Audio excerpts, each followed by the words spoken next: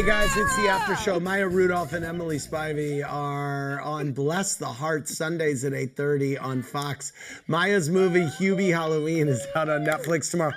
Sorry I kept interrupting you ladies. It's so hard to host a show in this format. I just Oh my gosh, don't worry. I know. No worries. I still have a bunch more questions. Emily, Dave R. wants to know which of your sketches that you wrote for Maya was the most fun to write, and do you two still quote it to this day? Oh God, yes. Everything I wrote with Maya was a delight, starting back at the Groundlings. But I think, Maya, and I think you'll agree, I feel like Bronx Beat, Sweater Weather, was probably like my favorite, but also, there's some little diamonds. I thought you were going to say Oprah, because I feel like Donatello, like the thing that came in that was clearly like Spivey creation, Rudolph physicality. Like Emily just wrote things for me because she knew my voice so well, and Donatello was that for sure. And I think that was a big part of our run in the beginning. But when you did Oprah's favorite things, that changed the whole game. I think. Yeah, that's one of my favorite things I've ever written. Yeah. And I feel like just in terms. And Emily, were you just sitting at home watching Oprah and you came up with that? I mean, you saw the favorite things and you were like, oh my, like, did that air the Saturday after Favorite Things aired on TV? Yeah, I mean, it was close to it. My God, I can't even remember, but I remember watching that show. I'm like, these ladies are shitting their pants. They're having their periods. They're having babies. Like, that was my thing. Like, just people going crazy. So, and I knew that Maya did an amazing Oprah. And my favorite thing that Oprah said to both me and Maya was like, thank you for not putting me in a fat suit. Because Maya just came up, because Maya looked great, Oprah looked great, and she was like, I think it's the first time I've ever not been portrayed not in a fat suit. The joke was not a man in, pretending to be Oprah, which is what had preceded this, but this was a loving portrayal of the hilarity that ensued.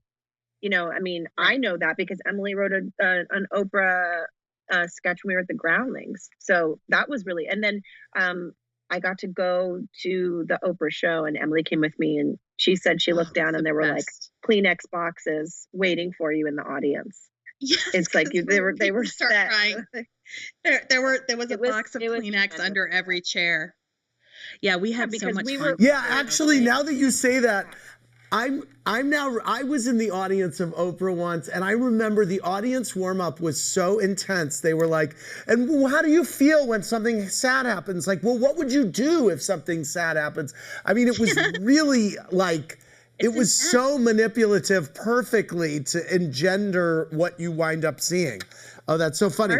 Marty G wants to know, what'd you say? I said Harpo, baby. Harpo Productions. Harpo, baby.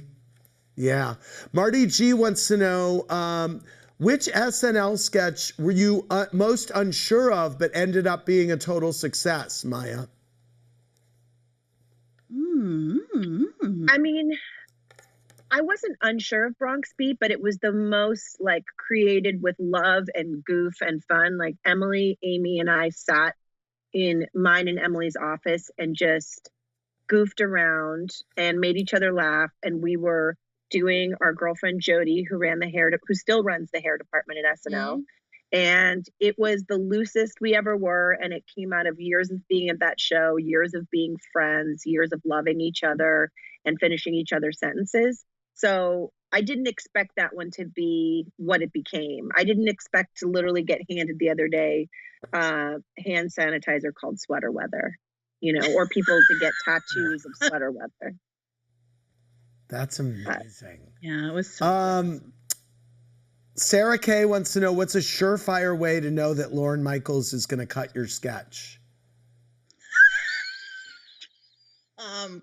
When he fully walks away, when he quietly takes his headset off and walks out from under the bleachers, and you're just going, oh, well, my sketch is still Emily experienced being under the bleachers for sketches, which I never did, and I never will. But it's got to be the most skin thickening experience in life.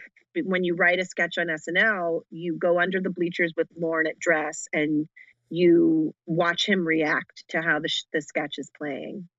Sketch. Wow.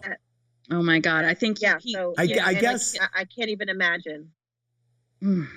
And I guess that the best thing now that maybe didn't happen then is that the dress rehearsal cut for time sketches wind up on Hulu and they didn't used to, or on YouTube. So at least now someone gets to see them, right?